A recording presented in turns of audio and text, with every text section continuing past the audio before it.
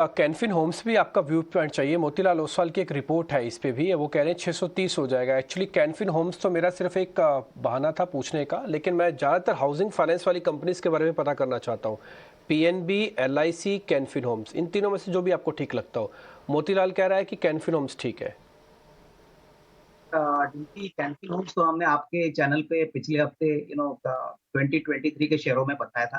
तो मुझे लग रहा है कि देखिए हमारी भी पसंद कैनफिन होम्स ही रहेगी, क्योंकि सबसे बड़ी बात इनका जो लोन बुक ग्रोथ है वो 22% है Q2 में, प्लस इनका एसेट क्वालिटी बिलो 1% है। और हालाँकि इनके एमडी बदलने के बाद थोड़ी-सी वोलेटिलिटी स्टॉक में ज़रूर आई थी, बट अगर बिज़नेस मॉडल देखें तो ज़्यादातर tyre 2, tyre 3 market southern India में कैटर करते हैं। 75% हाउसिंग फाइनेंस का पोर्टफोलियो, बाकी कॉर्पोरेट लोन्स देते हैं। तो मुझे लग रहा है कि 630 650 कंफर्टेबली पॉसिबल है, क्योंकि कम से कम 2 टाइम का तो प्राइस टू बुक वैल्यू इस कंपनी को ज़रूर मिलना चाहिए। करंट वैल्यूएशन का अगर हम देखें तो एफवाई 24 पे 1.6 1.65 का प्राइस टू बुक बैठ रहा है। तो करीबन री-रेटिंग के लिए जगह है, प्लस मुझे लग रहा है कि अर्निंग्स ग्रोथ अगर बुक वैल्यू में आती है तो डेफिनिटली 630 650 पॉसिबल है। मेरे ख्याल से दूसरी हाउसिंग फाइनेंस कंपनी अगर अगर आप मुझे पूछे तो आवास फाइनेंस एक बहुत अच्छी विकल्प है। यहाँ पे भी ऊपरी लेवल से स्टॉक काफ़ी टूटा है, तो ये भी एक अच्छा विकल्प हो सकता है, क्योंकि इनका जो टारगेट मार्केट है वापस टायर 2, टायर 3 मार्केट से, और एसेट क्वालिटी और लोन बुक ग्रोथ पिछले 1-2 क्वार्टर से बहुत बढ़िया है। तो ये भी एक अच्छा विकल्प हो सकता है जिनको हाउसिंग फाइनेंस के पोर्टफोलियो में ये शेयर्स खरीदने हैं।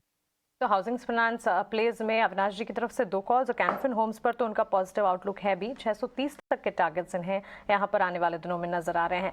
फ्राइडे सेशन में हेल्थ केयर, डायग्नोस्टिक और मेडिकल या हॉस्पिटल से जुड़े स्टॉक्स में अच्छा एक्शन देखने मिला। दिन भर में स्टॉक्स ने सपोर्ट किया, हालांकि दिन खत्म होते होते इन स्टॉक्स में भी बिकवाली थी। लेकिन एक स्टॉक शिल्पा मेडिकेयर, संतोष, इस पर आपसे राय जानना चाहेंगे, क्योंकि अच्छा एक्शन फ्राइडे सेशन में हमने देखा। करीब 8% की तेजी के साथ ये स्टॉक कमजोर बाजार में भी बंद हुआ। टेक्निकली इसके चार्ट आपको कैसे दिख रहे हैं? 288 230 तक के, इनफैक्ट 290 तक के लेवल्स स्टॉक ने दिखाए हैं।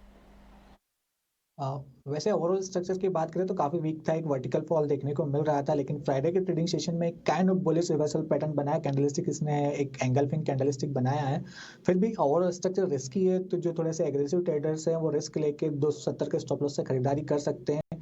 इमीडिएटली एक 302 रुपए के आसपास हर्डल है, उसके ऊपर निकलता है तो शायद एक मोमेंटम देखने को मिल सकता है 320 रुपए तक। तो कोई खरीदारी करना चाहे तो रिस्की है, लेकिन खरीद सकता है फॉर द टारगेट ऑफ 320। पे एक सवाल आपका जवाब रहा। एक बार टेक्सटाइल स्पेस के भी ट्रिगर्स देख लेते हैं, क्योंकि एमके की इम्पोर्टेंट रिपोर्ट आई है और उन्हें लग रहा है कि इंडियन मेकर्स के लिए फ़ायदा रहेगा। जिस तरह से चाइना से जो कॉटन एक्सपोर्ट पर पाबंदियां हैं, और साथ ही इंडियन मेकर्स का मार्केट शेयर यूएस में एटलीस्ट बढ़ रहा है। वैशाली, आप किसी टेक्सटाइल काउंटर को अगर यहाँ रेकमेंड करना चाहेंगे चार्ट्स पे जो स्ट्रॉन्ग दिख रहा हो, हालांकि ये तो क्या लॉन्ग टर्म स्टोरी है, फंडामेंटल स्टोरी है, बट फिर भी अगर आज बाउंस बैक होगा तो टेक्सटाइल स्पेस में क्या आपको चार्ट्स पर पसंद आता है? सो आई वुड से डेफिनेटली अभी मौका आ चुका है अक्यूमुलेट करने के लिए। सी प्रिसाइज बॉटम फिशिंग तो नहीं हो सकती है, बट फिलहाल जैसे चार्ट फॉर्मेशन है, वर्तमान टेक्सटाइल्स है, नितिन स्पिनर्स है, in fact even stocks like Gokuldas and Trident also is so oversold and काफी करेक्ट हो चुका है। तो आई वुड से ये लेवल से जरूर अक्यूमुलेट करने चाहिए, because I think long term trend जो देखे जाए नितिन स्पिनिंग में, Vardhman textiles, they have been very positive, और अभी करेक्शन के बाद ये लेवल्स मेरे ख्याल से अच्छे पोटेंशियल प्राइस गेन के लिए ये बाय किया जा सकता है।